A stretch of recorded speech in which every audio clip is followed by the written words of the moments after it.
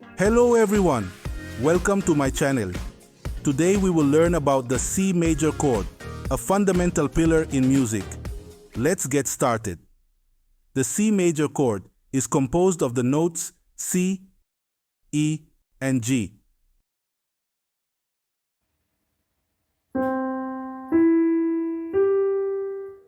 It sounds like this.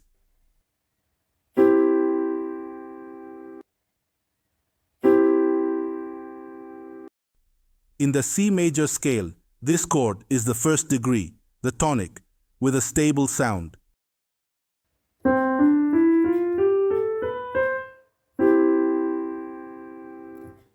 In the G major scale, it is the fourth degree, or subdominant, adding movement.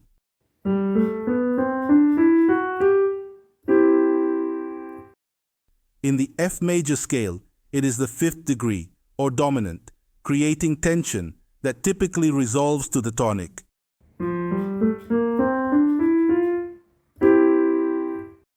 I hope you found this tutorial helpful. If you have any questions or suggestions, leave them in the comments. Don't forget to subscribe and hit the bell icon for more videos. See you in the next tutorial.